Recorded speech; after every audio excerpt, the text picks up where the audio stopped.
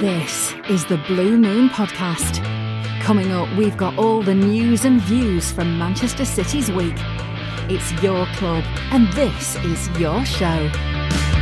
Well, the November international break has arrived, and what better way to go into it than by closing the gap at the top of the table and a dominant victory over Liverpool at the Etihad. It wasn't a game that wasn't without controversy, but let's not let that take the shine away from City's performance. After an early wobble, things have been steadily building this season, so on today's Blue Moon podcast we'll be looking at where things are at.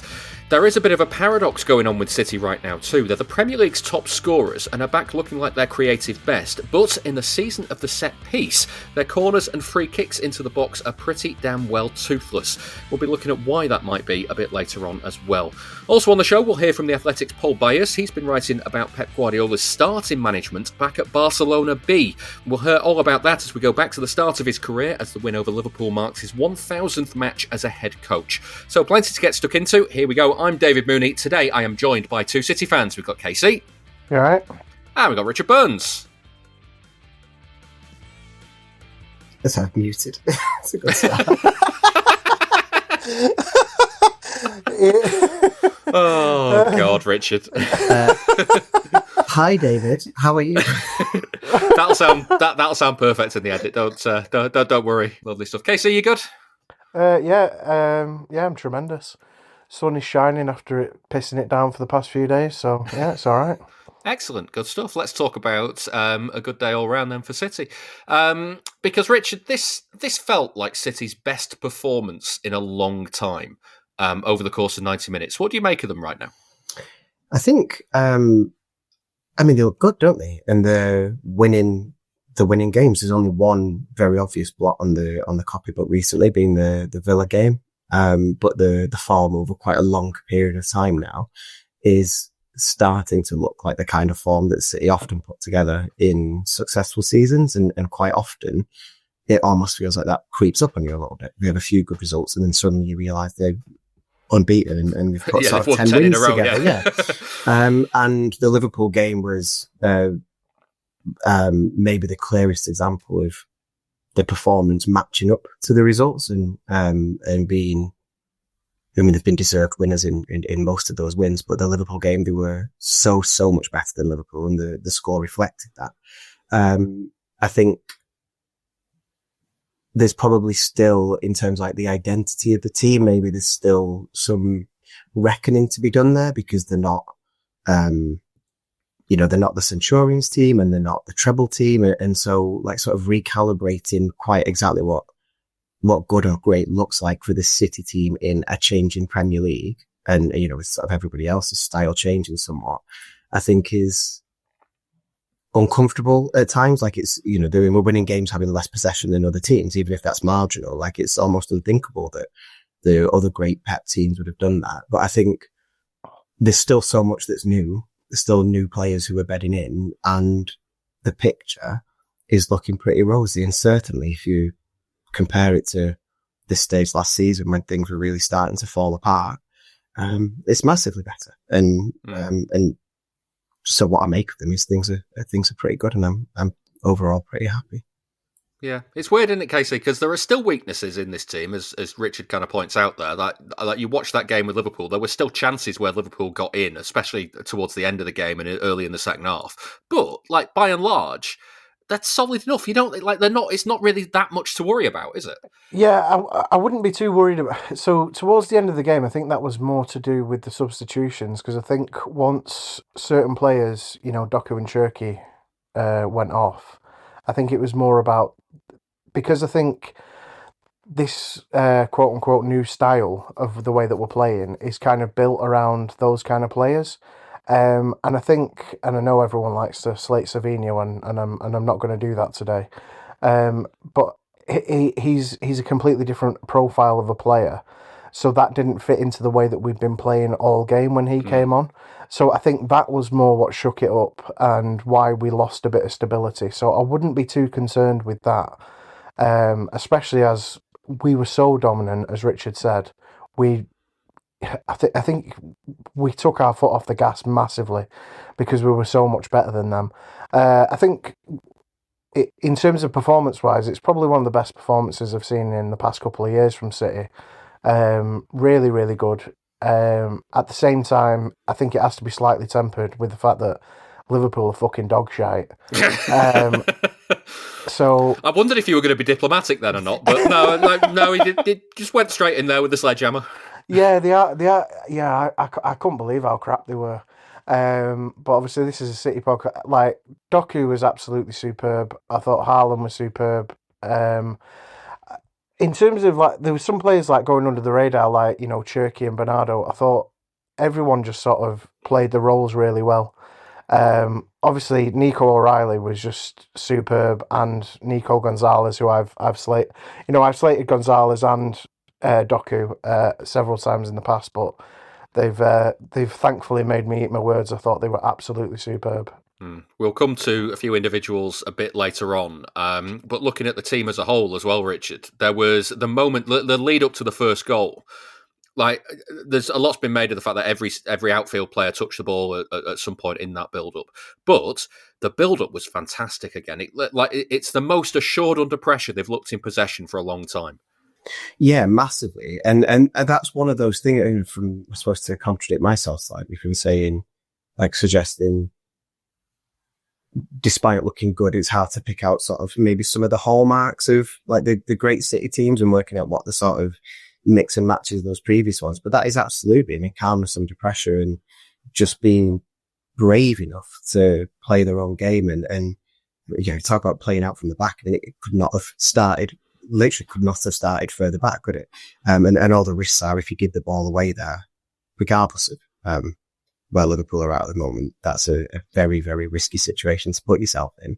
And instead, City were confident enough and composed enough to play it out. And that doesn't start with one player. That's the whole team having to have confidence in themselves, full confidence in each other. And I think it's just a shining example of actually all of that has come back. And then when we think of a lot of the stuff that Pep has been very explicit about this year, about sort of trying to establish team spirit first and foremost, that's the kind of thing that comes with having a good team spirit, I think. It's one of those sort of trust. You trust each other. Yeah. Exactly. Well, I suppose it's like what we're used to with City is having a lot of very good technical passes horizontally across the pitch. The thing that's changed this year is because we're so narrow. So like that goal that you mentioned there, Richard, is a perfect example. It's trust, but it's going vertically up the pitch. It's just that's in a way. Obviously, you've got to use different set of skills in terms of physical pace and stuff like that. But in reality, for a Pep team, the only difference is they're still using short, sharp passing. They're just doing it in a different way. So they're still using the same skill set but just to get up the pitch in a different way and have control in the final third, just having it a bit more open than what they used to. But the fundamentals are still short, sharp passing, aren't they? Yeah, exactly that. And Richard, as well, the setback early on, I mean, like even the mentality thing that you talk about there, you know, they had the whole VAR wait for the penalty. They got the penalty, then they missed the penalty. Like, you could sense in the stadium in a weird way that a lot of fans were kind of like, oh, well, that's going to be the turning point. And actually, it didn't matter.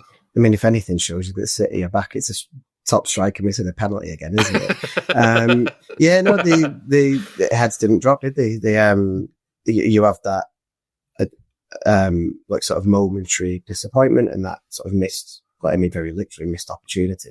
I suppose maybe part of it is the penalty was so early that it didn't feel game defining. You still got almost the entire game ahead of you to put that right. Anyway, it happened at 0-0, so it's not like we were clawing to get back in the game or we were giving anything away. It was just a missed opportunity. It's frustrating. If anybody has no reason to lose their head for missing a penalty, it's Haaland, because he's, prolific doesn't even come close to describing how he is an open play at the moment anyway. So, yeah, I don't think I was surprised that heads didn't drop, but you're absolutely right to point out that it's one of those things where, you know, team like Liverpool, having just beaten Madrid, maybe they do start to think, oh, actually, we've got some today. This is our day. Let's put them under a bit of pressure if the heads do go. And it just didn't happen, and it never looked like happening. And that is hugely positive. Did you actually get the sense in the ground though after the penalty miss that things were going to change, Moons? For about 10 minutes, I did. Yeah, for about 10 minutes, it felt like everyone was a bit, this isn't going our way today. And then Haaland, then they played out from the back, and Haaland scored, and it was like, oh, actually, yeah, it is. Yeah, because I know you're in the opposite end of the ground to me, but so where we were, it was bizarre because I think every single other time we'd have played Liverpool, I think that would have happened. Probably the only game I can think of where it wouldn't have would be going back to like when we battered them 5-0 or 5-1 under when Klopp's second game or something like that. But every other game in between now and then, I think our heads would have dropped. But there was something in the crowd, certainly in the South Stand. I don't think the majority of people didn't have that sort of, oh, well, that's it, everything's going to go their way. It was just sort of, the atmosphere where we were was just sort of, we're going to absolutely do these regardless today. It was, like I say, it's one of the best atmospheres at the ground I can remember since the treble season, certainly. Yeah. Well, let's speaking of head loss, let's talk about one other incident that happened in that first half, because a lot has been said about the disallowed goal from Sunday. Is it a subjective decision or is it a grey area? That was the question on Sky's Ref Watch. Is this a subjective decision or that grey area for you? There we go. Former Premier League referee Dermot Gallagher went with a bit of both, saying it is subjective without doubt, and it is a grey area because it's all about the interpretation. I think it is subjective without doubt. And it is a grey area because it's all about the interpretation. On TalkSport, Adrian Durham said it cannot be a goal and cannot be allowed to stand because Van Dijk heads it towards Robertson. It cannot be a goal. It cannot be allowed to stand. And here's the reason, right? Van Dijk heads it towards Robertson. Liverpool's Andy Robertson decided he wasn't commenting on it and that he'd leave that for other people. I can't really comment on it. I think we'll let other people do that. But even when not commenting, he did say all he did was duck out of the way of it, that he wasn't in the goalkeeper's eye line, and that's the rules that they get told at the start of the season. I duck out the way, but I don't think the keeper is in any eye line to me, and that's the rules we get told at the start of the season. Meanwhile, his teammate Virgil van Dijk is concerned that in football, key decisions are being made by the officials. In football, obviously, there are key decisions. That obviously happens, then the officials are deciding this. So what's the law then? Here's Gabby Logan on Match of the Day. It's offside because making an obvious action which clearly impacts the ability of an opponent to play the ball. So that doesn't require the referee to think that Donnarumma would definitely save it, but only his ability to do so is affected. I could probably just play that clip instead of being snarky about everything else that's been said, but here we are. Anyway, this decision was on the Match Officials Mic'd Up programme, so let's hear the VAR audio. Robertson's in line of vision right in front of the keeper. He's ducked under the ball. He's very, very close to him. I think he's line of vision. I think he's been impacted, mate. Okay, so offside then. I think offside. On-field decision checking the on-field decision of offside against Andy Robertson. Delay. So you got clear offside position. Right, talk to me, you got a movement. You got a high range to show how high he is in terms of line of vision. Very close to Donnarumma. I agree with the on-field decision. I think he's offside. It's a clear, an obvious action which clearly impacts on the goalkeeper. Yeah. Chris, it's Michael confirming the on-field decision of offside against Andy Robertson. He is in an offside position, very close to the goalkeeper, and makes an obvious movement directly in front of him. Check complete offside. There we go. Then Howard Webb gave this explanation. When Van Dijk heads the ball forward, that's the moment when we have to make an offside judgment about Robertson and about what he's doing there. We know he doesn't touch the ball, but what does he do? Well, for sure, as the ball moves towards him, he makes that clear action to duck below the ball goes just over his head. And the ball finds the goal in the half of the 6-yard box where he is. The issue with that, the officials have to judge, is does that position of Robertson there and the action of ducking below the ball impact Donnarumma?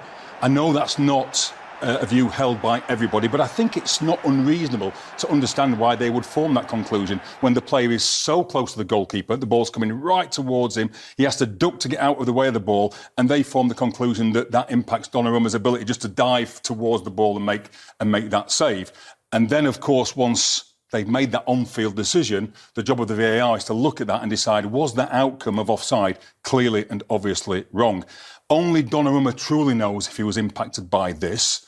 And of course, we have to look at the factual evidence. And when we see that factual evidence of that position of the player ducking below the ball, so close to the goalkeeper, the VAR determines that the outcome of offside is not clearly and obviously wrong, and they stay out of it. There we go.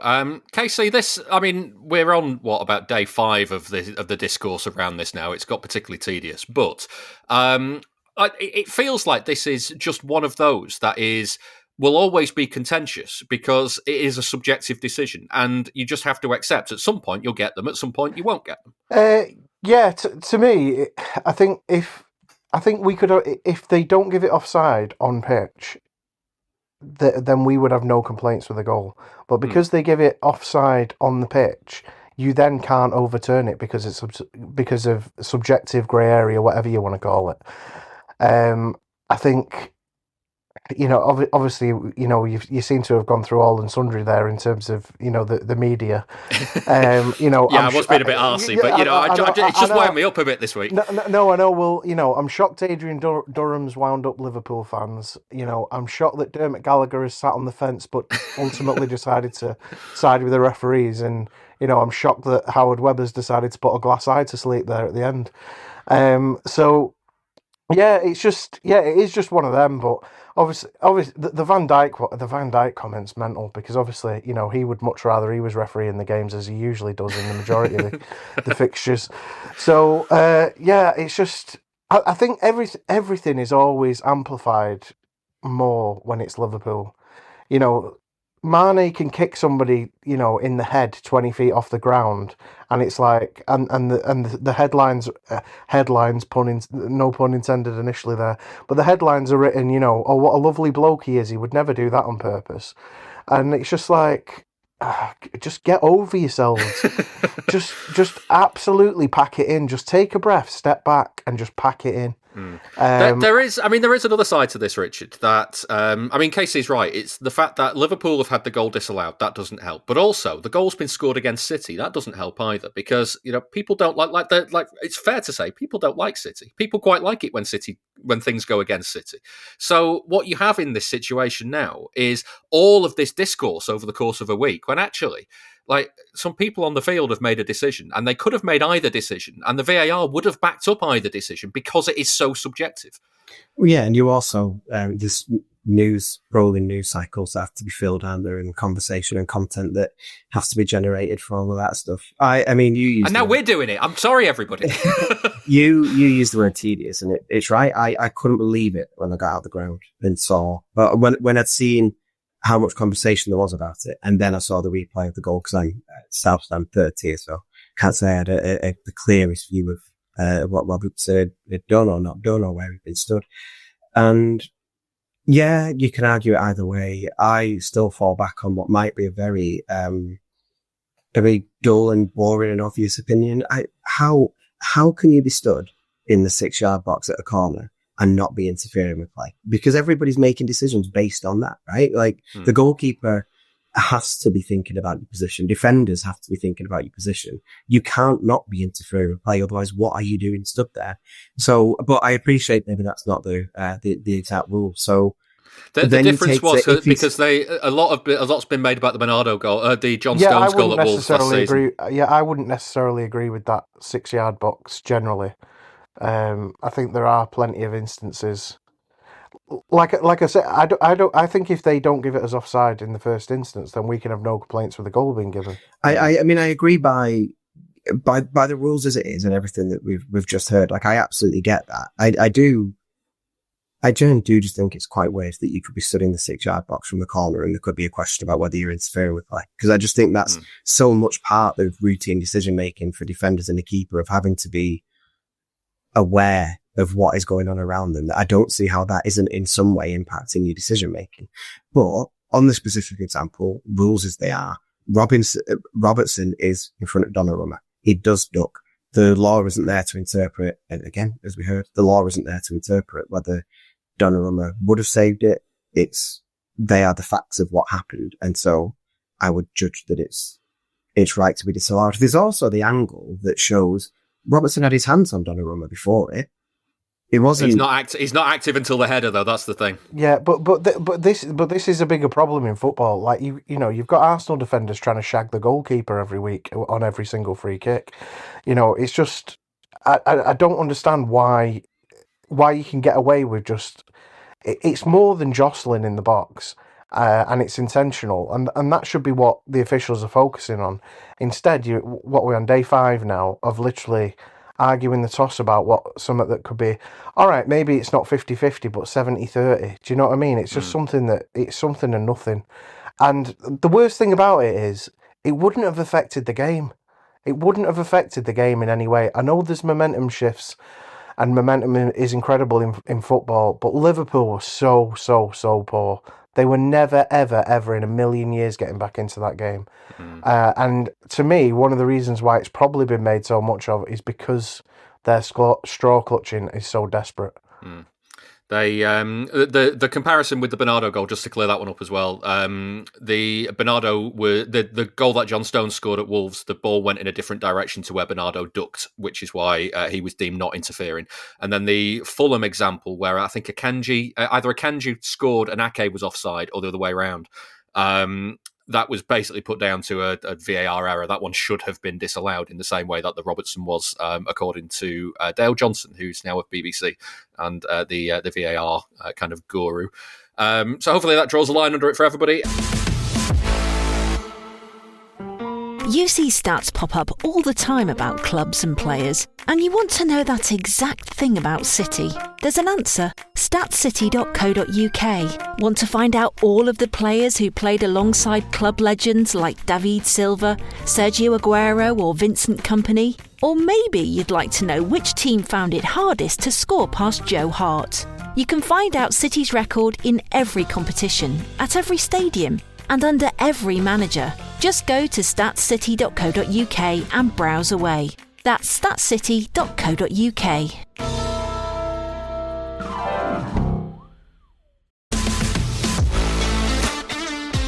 Please give us your backing. Patreon.com/Blue Moon Podcast. Let's move on to another area of City's game that has been up for discussion this season. Maybe Nico Gonzalez's goal on Sunday counts as City's first from a set piece. Bernardo took the corner short to Cherki, which he then delayed and then rolled it back to Bernardo, who had dropped behind him. He then squared it for Nico to shoot and score with the aid of a deflection to put City 2-0 up. Whether this does or doesn't count as a set piece goal doesn't really matter. The long and short of it is that generally City's corners are crap. I've been trying to find out why.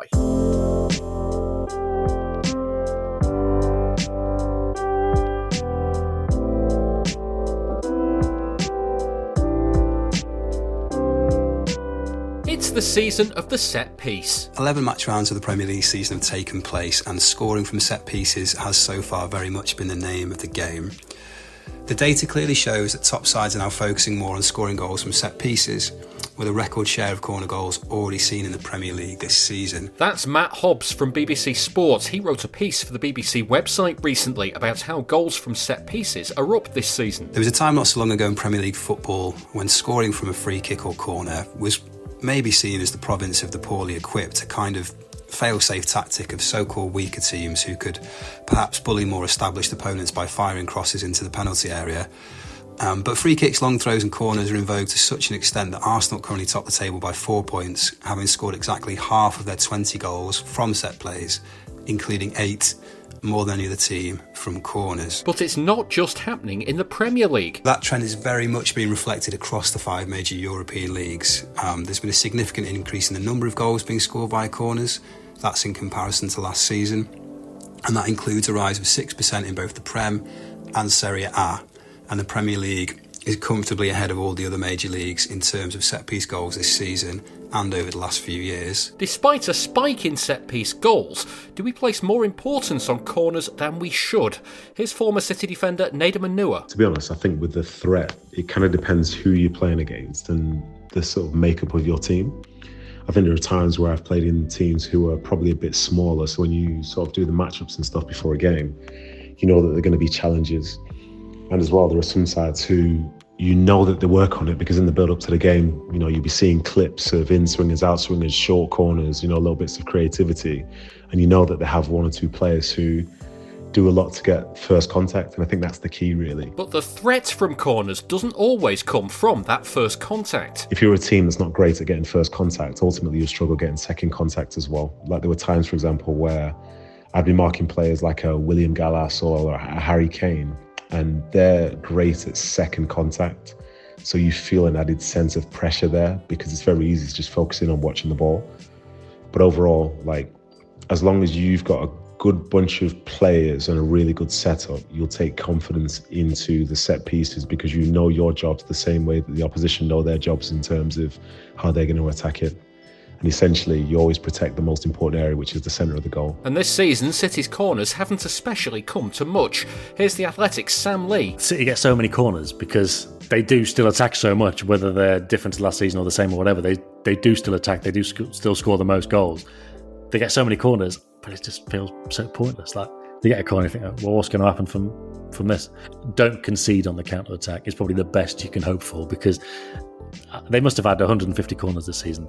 They haven't scored from any. For the record, both me and Sam discussed this on the post-Liverpool episode of Let Me Talk. He's not counting Nico's on Sunday as a set-piece goal. Matt Hobbs does count it though, but that doesn't improve City's stats that much. What's interesting is that Manchester City are currently second in the table, of course, and they're bucking this trend.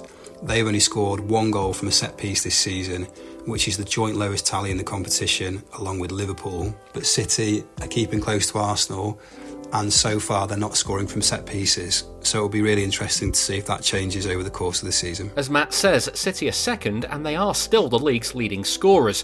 Onuoha isn't that worried. I'm not too fussed, just because they are still scoring. And I think in regards to the set-piece coach that they have, I think a misconception from many, or just say something that lives in the blind spot, is the fact that a set-piece coach will also work on the defensive side of things as well. So I think as a foundation, the fact that themselves, Arsenal and some of these other sides are really good at defending set pieces, I think that's probably more important to me than a team that always goes on and scores set pieces, because in the end, if you feel like your team's always going to concede every time they're defending one, I feel like that's a worse feeling than your team having a corner and thinking that they're not going to score. Even so, why are City's so unproductive? I think sometimes you could maybe make a case that the service isn't brilliant, or the fact that, with certain teams, you have key people who are going up for every set piece, and they know exactly what their job's going to be because they've been doing it week in, week out. Whereas as you look through that City side, as they come forward for those set pieces, who are the real threats? You could probably name two centre-halves, possibly one of the full-backs, maybe someone in midfield. But at most, you're looking at probably three players of significant threat, and the opposition have got 8-9 players back in. So it will take a lot to achieve that sort of level of danger. When teams that are good at set pieces can send 5, 6, 7 players into the box who could all score, they're going up against defenders who may not be the strongest in the air. So is it simply that City are facing a lot of teams who can defend better in the air than City can attack a high ball? Maybe it's a player profile issue, because they could try and be more aggressive and so on and try and be better with them. But I think, as is the case with some teams that I've played against in the past, I think they have to be a bit more cute with them to be able to really benefit, because as I see it, City aren't a small side. But when it comes down to sort of getting the head on the ball in the box when the other teams are set, unless the balls in are absolutely perfect, I don't think they necessarily have the right personnel to be able to make first contact. So at times, I guess they rely on the second. So maybe that's why City seem to be much more dangerous from open play. It may not actually be that important, providing the team continues to find the net in other ways. Not that it isn't frustrating to see yet another set piece go by without anything of note actually happening. We might have to accept that goals from corners or free kicks into the box may just be a bonus this season.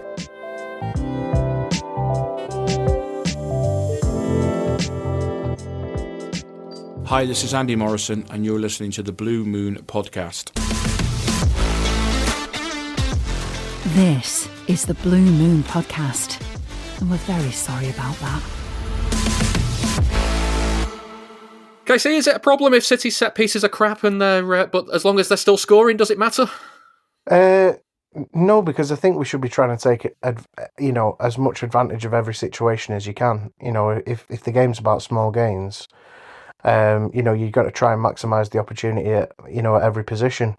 I think at the minute, stats might prove me completely wrong, but it just seems to be lump it to Haaland at the near post and hope for a flick on. Seems to be the tactic for every single corner. That's my anecdotal evidence and probably my poor memory, but I don't know what you two think about it. Well, as Higgy said last week, that's all well and good, but then Haaland isn't at the back post to nod it in, is he? Exactly, yeah, exactly. It's just, it's mental. Yeah. But I think, last year, I think we used Gvardiol a bit better off corners. He was trying to either front or back post. Trying to get in there or in and around things, as people say. But I don't really know what's going on because Haaland's winning quite a lot. Yeah, but then nothing comes of it at the back post, does it? Yeah. Richard, Nedum made this point, and I think this gets glossed over because a lot was made about James French coming in as the set piece coach, and then City's corners will be revolutionised. The set piece coach does defending set pieces as well, and City are pretty good at defending set pieces. Yeah, just to say it because I thought it was funny. At the Bournemouth game, I was on the concourse and saw on the screens that it comes up with the player stats, and it said Phil Foden successful corners this season 17, which might be the loosest definition of successful I've ever heard. Kicked it, stayed in play. Don't know, but yeah. What does it mean? When you take it, does it just have to stay in play, as you say, or does it have to find a City shirt after that? Yeah, bizarre. Does a short corner, if he plays it short to Bernardo, who's come a yard away, is that a successful corner? Yeah. But yeah, on the defending corners point, I mean, yeah, they're good at it, aren't they? I love, on the point of Haaland being effective at corners, how many headers is he winning to effectively clear danger by heading it halfway up the pitch? And it's a huge advantage, right? In a season where teams are clearly putting more focus on set pieces, and you've got teams like Arsenal who are very, very effective from them, and at the moment, demonstrably the best team in the league this season. For City to be so effective at defending them is a hugely advantageous position to be in. And probably the best example of that is the Arsenal game, when it became pretty notable when City were really, really under the cosh. And it got to a point where even the commentators were saying, you've got a team renowned for taking corners, and yet the team defending them never, ever looked like they might concede one. And to just on that as well, I was really impressed with. I know Brentford had a difficult start to the season, and when City came to play them, they weren't exactly the kind of top form Brentford. But a lot's been made about their long throws this season, and again, City just went, all right, we'll let it away. Yeah, and that's there's going to be plenty of games this season where we're winning by a goal going into the final 5-10 minutes, and how momentum goes, you can often find yourself under pressure. You give away a corner. And to have the confidence that teams who are increasingly more effective at set pieces, that actually, of course, they can always score from one, but actually the position that City have earned for themselves is to be confident defending those positions. It's a really, really solid, I don't know if foundation is quite the right word, but it's just a really solid thing to have in your game and to not have to worry about too much. Well, I was going to ask, do you think that they're working on the defensive corners more in an attacking way because of the way that we play as well? Because do you think they're potentially seeing the opportunity that now that they've set the baseline of what we're doing from a defensive point of view, to then spring attacks from our own defensive corners? You think of the way that Haaland's goal against Arsenal, the way that we went from one end of the pitch to the other. Do you think they're potentially seeing more opportunity from that end on the counter attack than our own attacking corners? I'm not sure whether that's right or not, but I'm just trying to think about why one end is so much better than the other. Well, you think of one player. I was going to come to Nico a bit later on, so we'll put a pin in his goal, whether it's a set piece goal or not for later on. But not. One player, it's not. Okay, well that's that sorted. But one player that does benefit KC is Jeremy Doku, who you were singing the praises of earlier. He's been really good this season at getting City up the pitch and moving the ball forward. And City have been a lot more. I'm not going to say kind of. You look at the data. Actually, they don't actually counter-attack more than they have previously.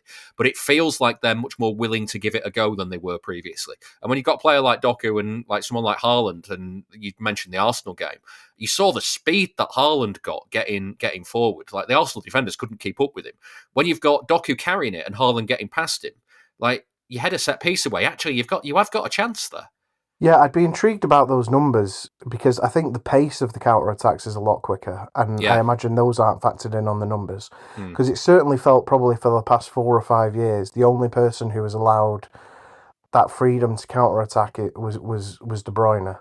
Like he was the only one that was allowed to like drive up the pitch and trusted to make those decisions, whereas it feels that under, since Linders has come in as Pep's assistant, that all of them are sort of given the freedom to be able to do it if they want, if they want to go for it.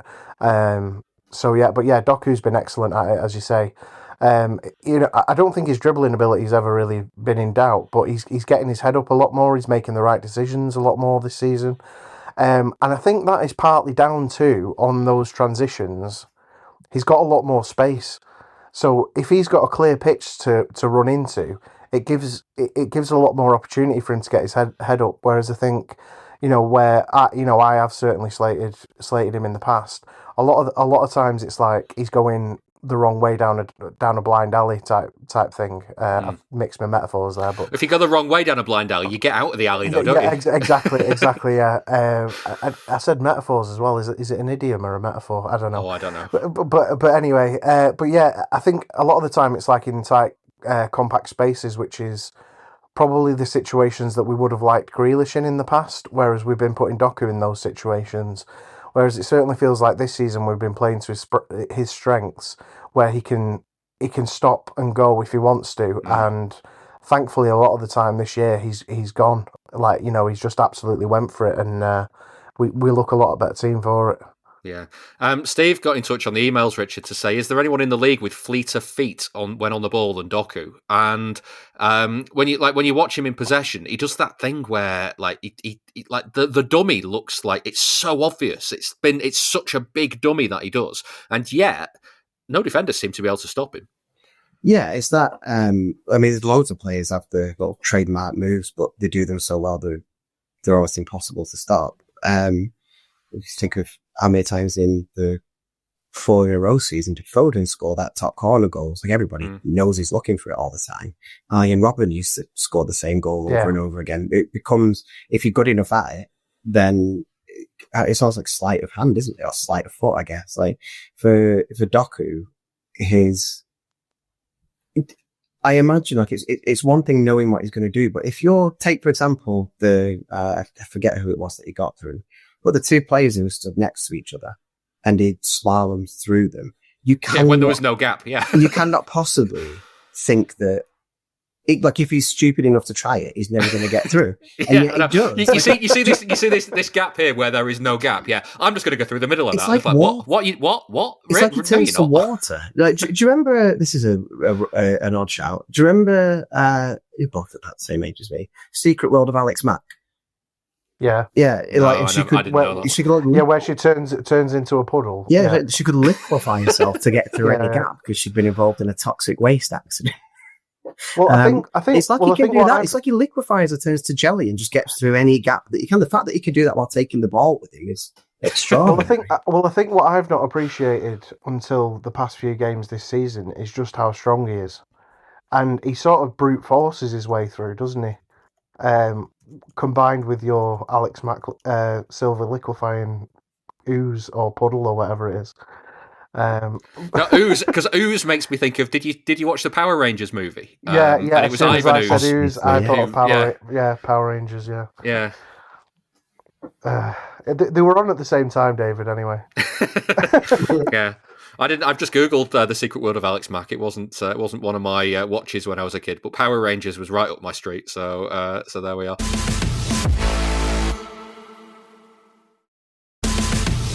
Ad-free episodes are available on Patreon. Sign up at patreon.com/Blue Moon Podcast.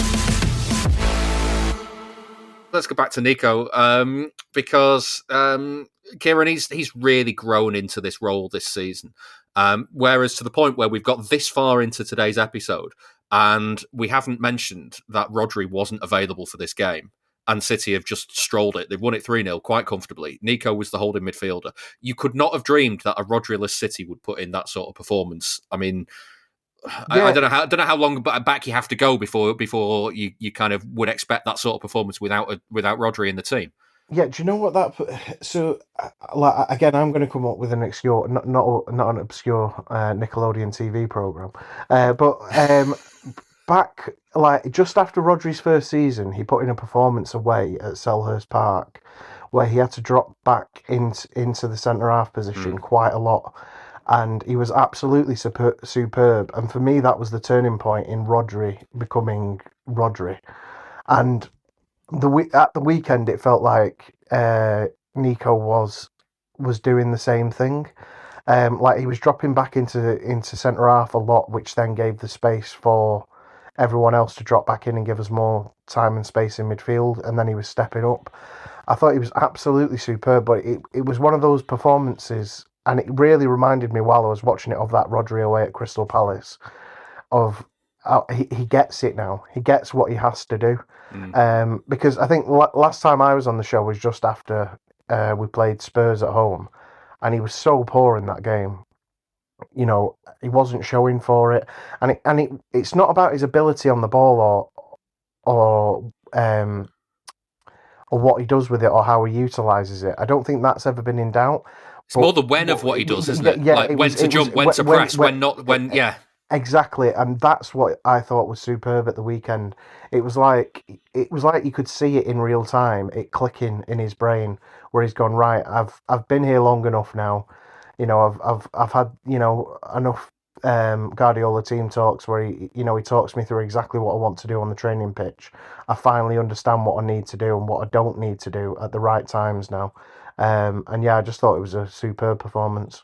Yeah, and you know what? It's almost a year that he's been here, and that's the good old Guardiola trope, isn't it? That you take a year to kind of get it. Richard, you mentioned Bernardo a bit earlier on. He absolutely despises Liverpool. Did you see the VAR stuff? As soon as the penalty wasn't given, and City won the ball back, he was telling all of his teammates, look, just put it out of play, let them get on with this VAR check. Then it comes to him and he just whacks it into touch. Incredible stuff. I didn't actually clock at the time the kicking it out specifically for VAR, which shows you how attentive I am. But I did notice. I laughed out loud. I did notice. He was just running around going, "Get it out! Get it out! Get it out!" I did notice him rushing straight for the penalty spot, as he likes to do, to go and stop anybody scuffing it up. And then, I didn't see that. Guarding that with his life. Yeah, I think it's become a common thing with penalties, but the fact that he had to go and do it for so long in anticipation of the penalty being given was great. But yeah, I mean, he does hate them, doesn't he? And they hate him back, and it's a beautiful, symbiotic, hateful relationship. So yeah, it's great. I saw a few Liverpool fans when he was doing his dark arts against Arsenal at the Emirates earlier this season. I saw a few Liverpool fans posting online, "Oh, actually, when he's doing it against somebody else, it's quite funny, isn't it?" It's like, welcome, lads, welcome to the dark side. He played well. I mean, let's not put it all down to the dark arts, though, Richard, because he did play well as well. Yeah, he's looking somewhere close to his best again, I think, or is if maybe not his sort of like 2018-19 kind of peak, that was his peak, is looking brilliant. Is like his ability to slow the tempo of a game. He had like a rogue sort of 5 minutes in the second half where it felt like every pass sort of went astray and put us under a bit more pressure, but they'd kind of just get it back and try again. It's just so much fun to watch, isn't it? Like his ability to sort of drive up the pitch and then stop and run in circles for a bit and allow everybody to follow him is magnificent. And he uses his experience so well now. That he's as you'd hope from a captain, he's just a real leader, and he's a really good mix of like leading by example, and you know, he doesn't mind dishing out a bit of a bollocking from time to time, does he? I love him, and I'm so glad that after not his best season last year, I think we can say. I'm so glad that he stuck around, and I was really, really happy to hear how effusive Pep was about him it was his pre-match presser for this game, wasn't it? About sort of his character and how he'd never gone missing last season despite being knackered and not playing his best. To carry that through to a season where the team is better and to sort of uplift his own performance with it, it's a huge credit to him. Well, I think that has made a massive difference this season, though, is that we've actually got some more midfielders to choose from. So he doesn't have to do his running man shtick every single game. Like the fact that he's not completely out on his feet means that he can save up 100% of his hatred for Liverpool and bring it all out on the pitch in one go. Do you know what I mean? Whereas, like, I think if this was last season, he would have been, his health bar, his health or hatred bar would have been significantly diminished by the how knackered he is. Yeah. Yeah. Casey, we got this far as well into the show without really mentioning Haaland and Foden. Their partnership's getting better. Even more so after they shared an apple at the weekend. I don't know what you're on about with the apple. You're not seeing this? So No. an apple got chucked onto the pitch, and Foden picked it up and was just like, all right, I'll take a bite out of that. And then Haaland took it off him, took a bite out of it as well. And I'm like, lads, you don't know where this apple has come from. How have I completely missed this? No, I have no idea about the apple. Apologies that you came to me on that one, because I have no idea what you're talking about with that. Completely missed that. But they're both playing well anyway. Yeah, they are. Sorry, to the original question. Yeah, they are both playing well. I think Foden and Haaland are playing well together, but I think with Cherky as well, when the three of them, they even though he's only just come back into the team, I think Cherky is giving Foden the freedom to link up with Haaland more, if that makes sense. The positions that he's taking up where he can drop deep and Foden's not having to do everything, it means that Foden can kind of push up a bit more, if that makes sense, and link up a lot better. But there's not really much that you can say that hasn't already been said with how well them two are playing this season, is there? Yeah. Richard, have you ever had fruit thrown at you? Oh, good question. I don't think so. I actually said. You asked that, I was like, have you ever seen a man say goodbye to a shoe? And I also got the question wrong. I got my foot and th mixed up there. I said fruit thrown at you, but we got over it. We got over it. It's not like me to mix my words up. Casey, have you ever thrown fruit at anyone? Have you ever thrown fruit at anyone? No, I've not. No. I'm glad you didn't say me, because if you have, I've forgotten. Yeah, I was going to say I had you down as the thrower and Richard as the victim in this. That's all. I just where I see you both. That's all. No, yeah, no. It's it's only 2 weeks since we've seen each other, Richard. I probably should have just thrown some fruit at you if you'd have known. Yeah. And Casey, have you ever seen a man say goodbye to a shoe? Yes, once. Just once, yeah. Excellent. Right, the win over Liverpool on Sunday was Pep Guardiola's 1,000th game in management. To mark that, we've decided to go back to where it all started, by which I mean I saw that The Athletic's Paul Bias had written about it, and I decided to drop him a message and see if he'd come on the show and tell us all about it as well, and he said yes. So here it is, the story of Guardiola's first game as a head coach, taking charge of Barcelona B. First ever game was in Premià de Mar, the first league game, fourth division of Spanish football. He was appointed to that Barca B team after the club had hit a sort of a low because they got relegated from the third tier, and the fourth tier is like a really low place to be for all the Barca B teams. So basically, you go to all these small towns around Catalonia, the regional league, with non-professional football players who really want to beat Barca when they have the chance to, and really are waiting for you to go there. And basically he went to Premià de Mar. This is a small pitch, just a bit, I think it's 30 kilometers north of Barcelona.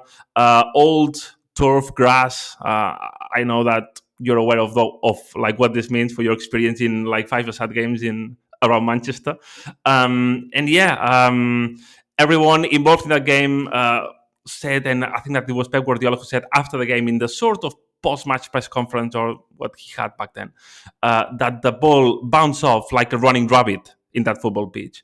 So those were the state of like pitches and teams and clubs that Guardiola wanted to face in his first season as a manager, in a way, because he wanted to, one, learn the ropes, and two, know if he liked the job, if he wanted to do that, if the players followed him, and if he was up for it.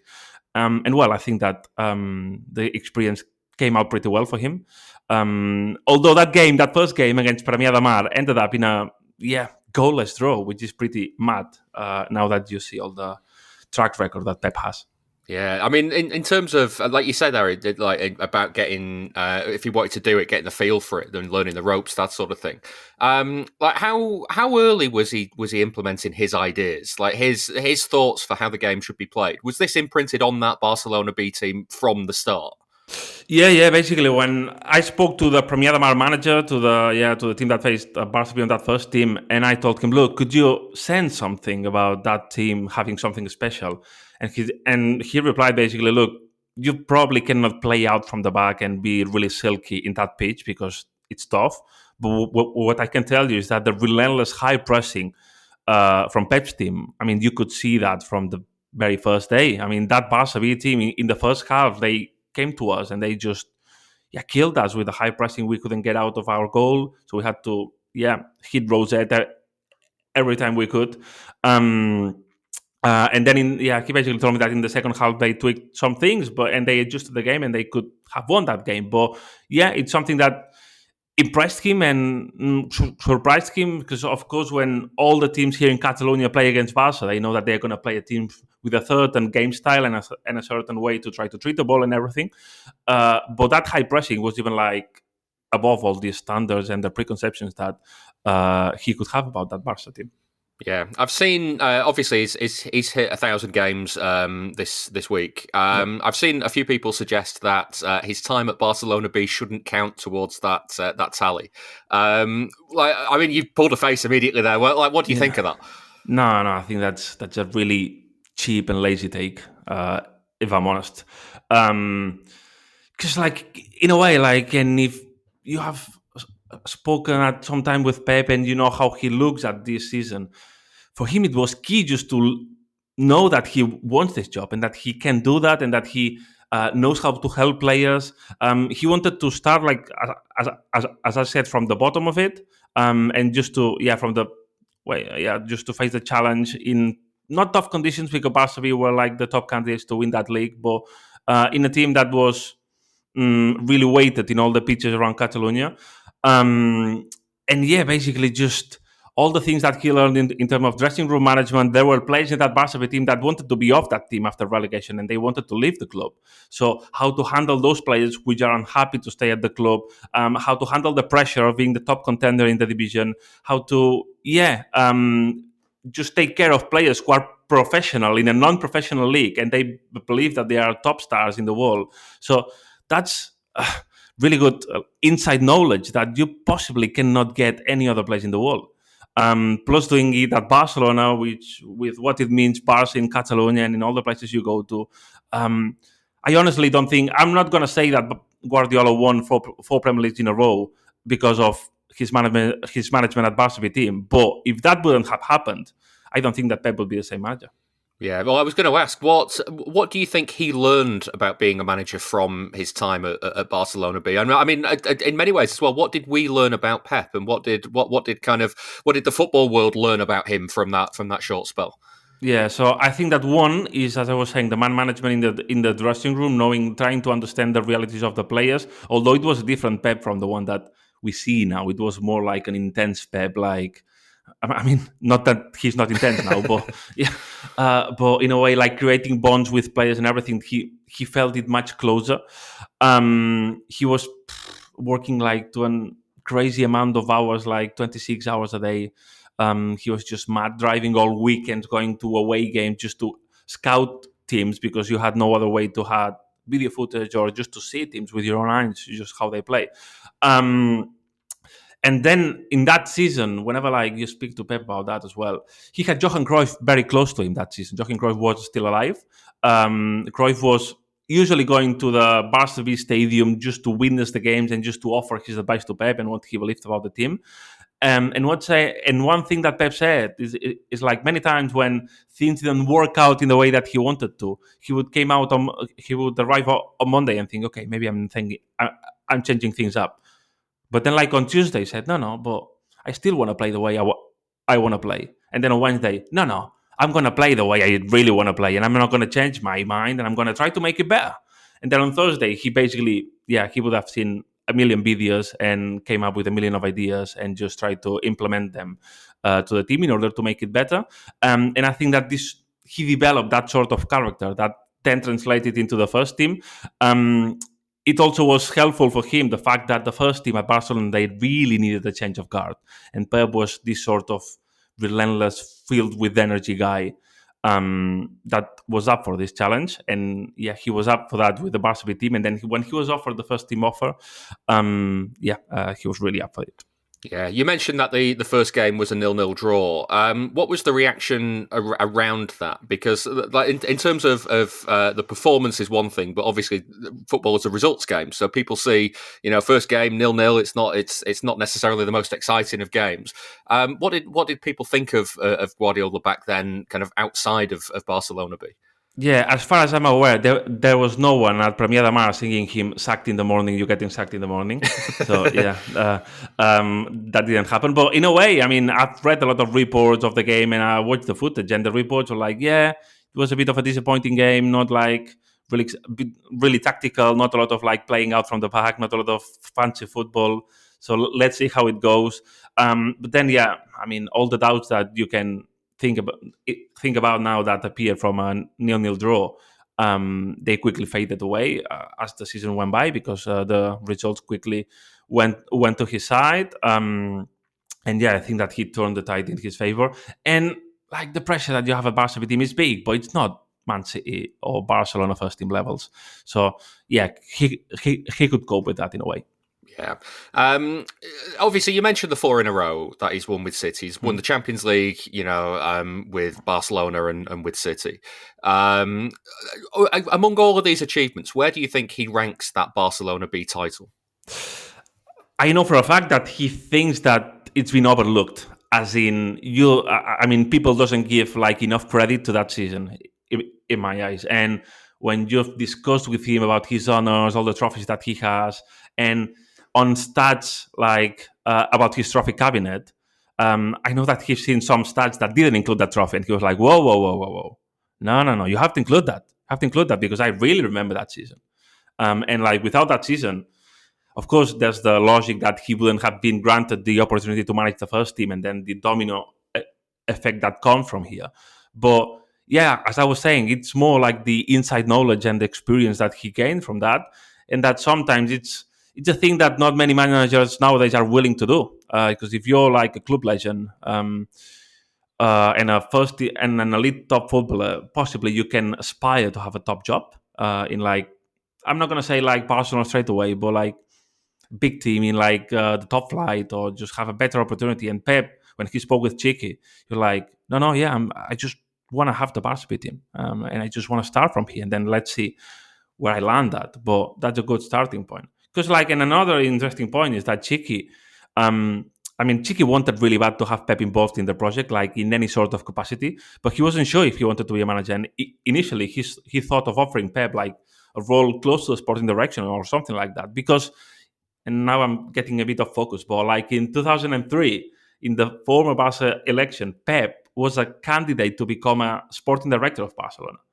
So he was not like profiling himself to be a manager. Then when Chiqui was on charge, he was like, okay, do you want to join me? But then someone close to Chiqui and close to Pep told Chiqui, mate, he's done the coaching budget and he wants to try it in there. Okay, so let's give it a go. And the rest is history. I mean, just briefly then, Paul, as well. When you look at where City were last season and how things fell apart in the winter time, he spoke a little bit after the Liverpool game at the weekend about how that was and kind of the thoughts that were going on behind the scenes at the time.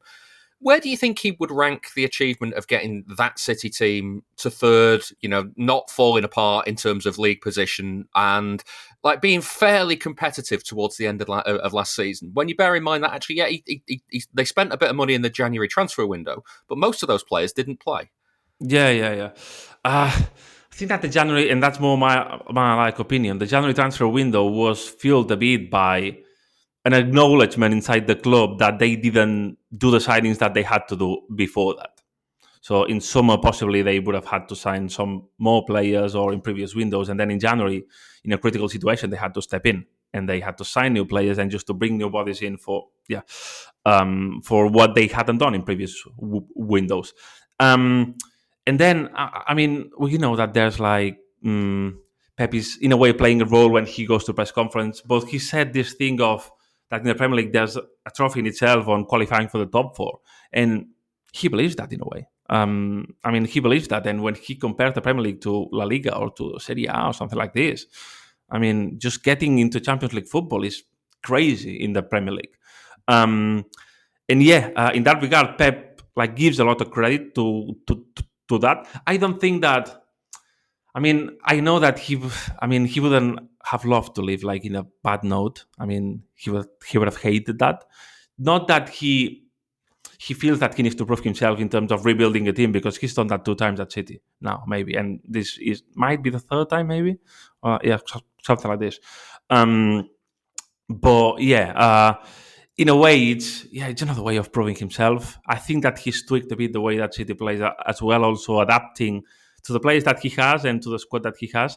But it's something that, in a way, I think that backs him and the way that he approaches the game and everything. It's also funny just like to see how the likes of Bernardo Silva were killed last season, and now, Bernardo Silva, such an experienced character. Yeah, anyway, football goes like this. Yeah. Final question then, Paul. How much of an achievement is it to hit 1,000 games in management, especially when you consider that he's only 54 years old? No, it's just mad. And of course, not saying that Pep couldn't be doing this, because, the level of manager that he is, there's no doubt that if he wanted to, he would reach that milestone. But when he arrived at City, he was seen, and he's still seen as a short-term period manager. He would come to your club, try to do the best in the most intense possible way and in the best possible way, but then there's a risk of burning out, and he's been here for 10 years, which is mad. There was an inside joke at City when he joined the club, from staff that worked at the club, as in, who's going to leave first from all the Barca French guy that joined City, as in Ferran Soriano, Chiqui Begiristain, and Pep Guardiola. And the running order was okay, Pep is potentially going to leave first, because looking at his experience, 4 years at Barcelona, 3 years at Bayern, let's see how many years he stays here. But Pep is going to be first, maybe. Then Chiqui is going to help a bit with the change of guard, and then Ferran is going to stay and he's going to decide whatever he does. And it's not been like that. It's not been like that because City has been able to, and we've spoken about that a lot of times, but they've been able to create this sort of ecosystem and an atmosphere which Pep is so comfortable with, and Chiqui has left first, basically. But yeah, no, in a way, I didn't imagine if Pep was about to reach that milestone, because I was not sure if he was going to manage for that many seasons. But yeah, now that he's done it, he's going to manage in the number of games that he wants to, because he has the capacity to do it.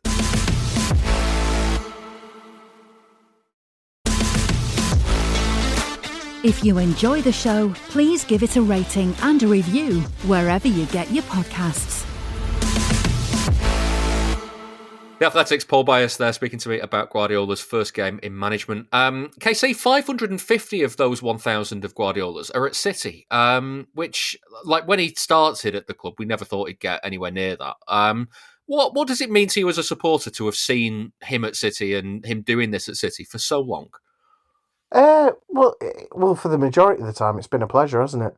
I think obviously, it was marred a bit by, not marred, but in the build-up to Guardiola taking over, everyone was saying, "Oh, he only does 3 years. He only does 3 years. He only does 3 years anywhere." And obviously, what is it? Is it 9 years he's been here? 10 years? Yeah. But I think with the way that the club had set things up in the background, there's nowhere else better for him to go. He's not going to have this much control really anywhere else, is he? Where he can have as much control or relinquish as much control if he wants to. In terms of signing, he was happy to leave, signing certain players and profiles to the director of football. But I'm sure if he went upstairs to the club and said, I want all control over signings, I'm sure they would let him do it. He can, he has free reign over the club. In terms of enjoyment, the fact that he's given us 550 wins. 550 games, not quite wins. 550 games. I mean, he hasn't even hit 100 defeats for City, which is like a ridiculous tally given how long he's been at the club. But yeah. Yeah, so what's his win percentage then? His win percentage is up around 70, 75. Yeah, he could do better, couldn't he? Always room for improvement. That's what I'm going to say. He needs to. Do you know what? If there's one thing I wanted to say about Pep Guardiola, he needs to think about football more. Yeah, B+ could do better. Yeah. Yeah. Richard, has he changed the way that you see football as a fan, as a City fan as well? Because I mean, obviously, we like his Barcelona team, his Bayern Munich team. When his Bayern Munich came to City and took Pellegrini's City apart. Like that could have had an impact on you, but you're still focused on City. Now he's doing it at City. Do you have you gone through the looking glass? Are you seeing things like you would never have thought, like you would never even thought about when it came to City before? I think so, and I think I find it really surreal that like City are basically like the epicenter of a big change in how football is played in England. And obviously, like Pep, the Guardiolaification of football started way before he came to City.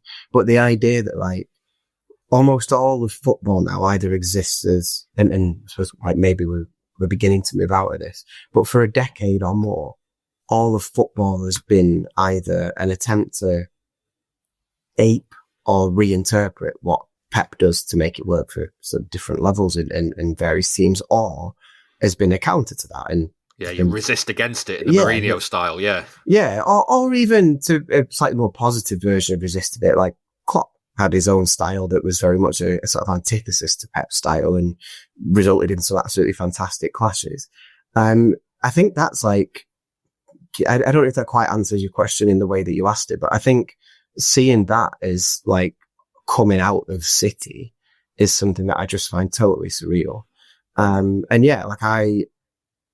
suppose like it's more future facing, I guess, is the rest of like once Pep goes, the rest of my life as a football fan and as a City fan can't not be defined by Pep, because this is I appreciate it's not for everyone, but this is a style of football that I absolutely love. And I loved it before he came to City. I'm really glad that he's been able to incorporate it at City, not just because of the trophies it's brought, but I just love watching it.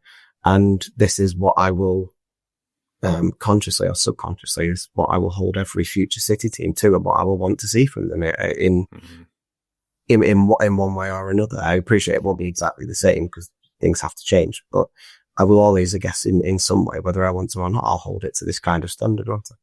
Well, I suppose what we've never had in our lifetimes is a manager that's been able to have the chance to rebuild a team, never mind successfully rebuild a team, and he's done it over and over and over again. And with the way football's going, you just think, will we ever see a manager at City get a chance to rebuild a team or successfully rebuild a team? The likelihood is probably not, I suppose, in the way that football's going.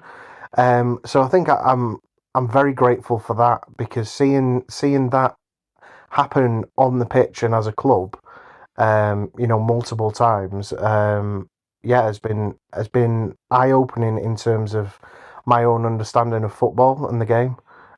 So I really appreciate that. This is a bit of a cheeky question to finish on Guardiola, but and any Barcelona fans that have happened to stumble this far into a City podcast would hit the roof over this one. But is he a City man now rather than a Barcelona man? It's a good question. No, he's both, I suppose, isn't he? I'd still associate him more with Barcelona than us. Not just because of what he did there as a manager, but his playing career days, as well. Yeah. And because of who he was influenced by, with Cruyff at Barcelona as well. Yeah, but 10 years at City, Richard. I think I think City, in his managerial career, are probably the club that have influenced him most, in the sense that you can't separate his managerial career from his playing career for the reasons that KC has just said. He's a Barcelona man. He was influenced by Cruyff, so on and so forth. And then Pep then sort of took that and then made the club his own in his own image again. But I think with City, Pep has changed in a way that he didn't at Barcelona or Bayern. And part of that is just like aging. But he's just been through so much at City, and a lot has happened in his personal life whilst he's been at City. And so I think there's something about the way that he's gone into bat for City, and that the club has grown with him, and that he's been able to shape what will for a long time be the identity of the club, and for a long time after him. That he is a City man through and through. Like, you couldn't possibly imagine him managing another Premier League team, I don't think, under any circumstance. The real answer to this question probably comes in 5, 10, 15 years' time, when people look back at him and which era will most define him and his legacy. And I think there's a chance that's City, but then is so inextricably tied and voluntarily tied to Messi as well, isn't it? You can't separate like Pep from Messi, and then that becomes Barcelona. So I do think it's an interesting question to which there probably isn't a cut and dry answer. But I can't see him managing another club. I can see. I agree with that, actually. Yeah, it'll just go into international management, I think. Yeah, we'll keep kicking that can down the road as long as we can, I think. We will finish with a couple of listener questions. Get in touch on Blue Sky at bluemoonpodcast.com. You can email contact at bluemoonpodcast.com as well, and you can find us on Instagram. Just search for Blue Moon Podcast there. Ray got in touch on Instagram to say, why do our fans always have to have a City player to heckle? I remember it as far back as Frank Carradus and Derek Jeffries in the early 70s, through Paul Power in the 80s, all the way through Gelson Fernandez, Edin Dzeko, Alexander Kolarov, Fernando. There's always seems to be one, and now it's Savinho. When will fans realise it does no good whatsoever and damages confidence further? Can't everyone get behind anyone in a blue shirt? And Casey, this is interesting because you said earlier that you weren't going to slate Savinho. The question is about Savinho. There's a kind of an interesting thought about the sort of City fans always needing one of the boo boys. But at the same time, like, Savinho has been frustrating at times. You can understand why fans would get frustrated by him. Yeah, like, people can get frustrated by players when they are frustrating. And who's to say me being a miserable bastard and going in 2 feet on Doku and Gonzalez earlier this season hasn't contributed to that magnificent performance on Sunday? God, I didn't think you were going to take credit for their performances, but here we are. But yeah, so I would say it's all down to me being a miserable bastard. But yeah, right. But yeah, like, right. So I think the underlying part of this question is: do you just want to be a happy clappy person all the time? And sometimes life isn't always happy clappy, and sometimes it makes conversations more interesting. Booing players while they're in the ground, I don't really get that. Like, I've never really heard that. But people having conversations and slagging them off, while they're having conversations with the mates, I don't really see too much of an issue with that. That's not really going to get back to the players, and it makes conversations a bit more interesting. If you just kind of sit there and don't have any sort of critical thinking, I suppose people could be a bit more astute in the way that they critique the players, But yeah, no, sometimes it's just part of conversation, isn't it? But I don't hear, and I certainly have never heard, people slagging off our own players in the ground. Certainly by boos and jeers, etc. So I don't see a problem with it personally. But then it's because I'm a miserable git. Yeah, exactly. There's one other player that John got in touch on the emails about who could fit the bill as well, Richard. He says, has Matthias Nunes done enough this season to mean City don't need to sign a right-back? And again, Nunes, someone who the fans didn't particularly get on board with, and then here we are, he's playing really well. He is, yeah. I always, I would have reservations about whether he's good enough to mean that we just don't need to sign a specialist right-back. But I can't I cannot fault his performances. The reservations that they've had about him or not being on board with him have been absolutely fair and evidence-based. But now the evidence base is that he's playing well, he's fulfilling the role really well.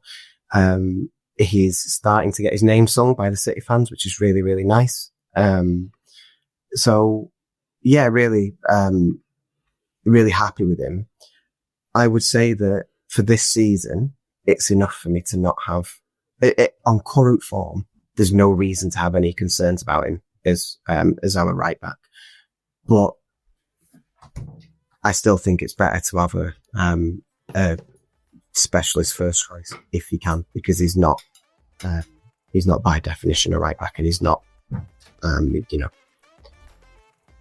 he's not world class there, is he? But he is doing very, very well, and I can't fault it. So maybe he'll improve enough to mean that I never want another one.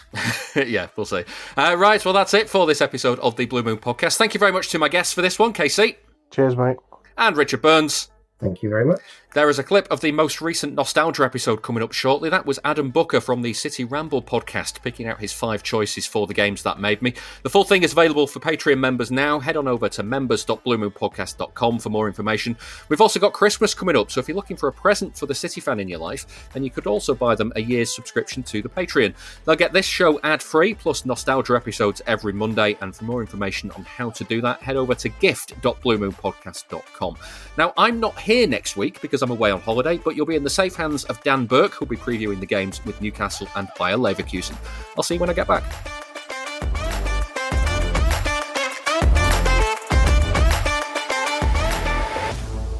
That was the Blue Moon Podcast. Please give the show a rating and a review where you can, and don't forget, you can listen without the ads by signing up to our Patreon. You'll also get an extra episode each Monday. Here's a clip of this week's.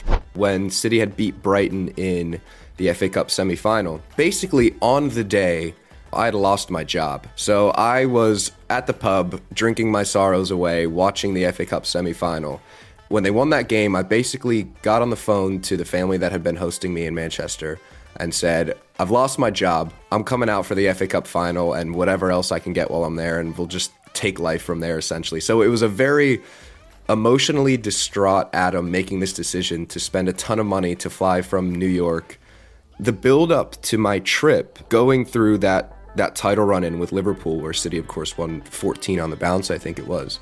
Every single game where they potentially dropped points felt like a hit to my trip. I was almost living this double life where it was like the title race was almost just as important because of City winning a title race as it was for me coming over there and having no dead rubber games and being a part of that title race. And I was actually biting the back of my couch. I was leaned behind my couch and I was biting the back of my couch through nerves and just watching it through sort of, squinted eyes.